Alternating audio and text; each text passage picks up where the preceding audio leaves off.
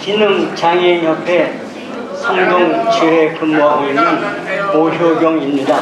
안녕하세요.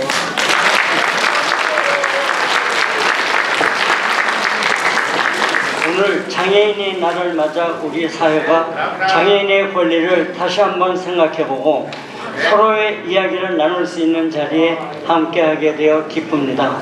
우리의 권리 이야기 오늘의 행사는 우리 모두가 평등한 사회를 만들어 가야 한다는 약속을 되새기는 날이라고 생각합니다. 우선 권리와 제도를 구분해서 생각해 보겠습니다. 장애인의 삶은 어려움 속에서도 인간으로서 존엄하게 살아갈 수 있도록 기본적인 권리가 보장되어야 한다고 생각합니다. 제도란 장애인의 권리가 실제 삶에서 보장될 수 있도록 지원하고 돕는 사회적 장치라고 생각합니다. 올해 장애 영역은 15가지에서 시장 장애까지 16가지로 확대 예정입니다. 이러한 변화는 장애를 다양성과 현실성을 반영하는 긍정적인 변화라고 생각합니다. 제도의 문제점으로는 먼저 지역 간 격차 문제가 있습니다. 우리나라의 장애인의 권리를 법과 제도를 통해 선언하고 있지만 실제 제도 운영에서 많은 과제가 남아 있습니다.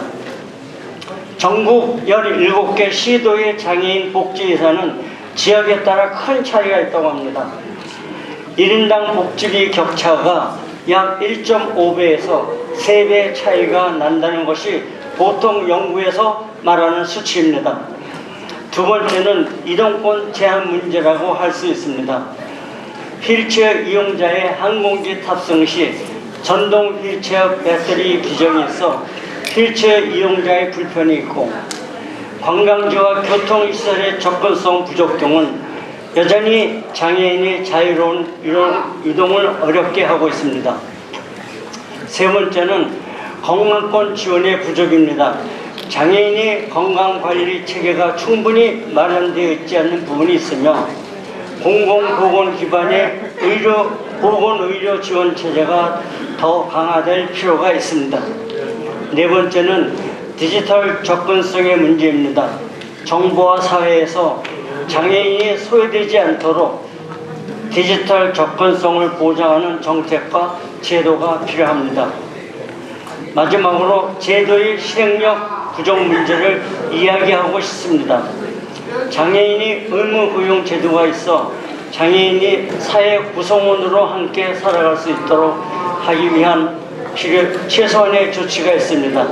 하지만 일부 기업에서는 고용 대신 장애인 고용 정책을 달성을 위한 비용 부담 성격에 해당하는 장애인 고용 부담금을 선택하는 경우가 있습니다. 이러한 현실을 접할 때 장애인으로서 어려움을 느끼게 됩니다. 결론적으로 우리나라는 헌법을 통해 국민이 인간다운 행복의 삶을 보장하고 있고 이는 장애인의 존엄성을 인정했다고 볼 수 있지만 실제 제도 운영에서는 여전히 여러 과제가 나타나고 있습니다.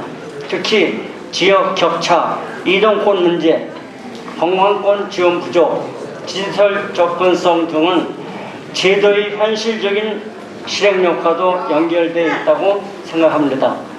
앞으로는 장애인이 인권 선언에 머무르는 것이 아니라 모든 장애인이 어디에 살든 비슷한 수준의 지원을 받을 수 있도록 제도의 실행이 강화되는 것이 중요하다고 생각합니다. 뜻이 있는 곳에 길이 있다고 하잖아요. 그래서 저는 장애인이 행복하게 살기 위한, 인간답게 살기 위한, 권리를 실현하기 위한 실질적 제도가 필요하다고 생각합니다. 또한 제도를 제대로 지키지 않는 개인이나 단체에 대해서는 실질적인 개선이 이루어질 수 있도록 제도적 보완과 교육도 함께 이루어져야 한다고 생각합니다. 오늘 저는 장애인의 권리와 의무와 제도의 문제점에 대해서 몇 가지 제안을 드렸습니다.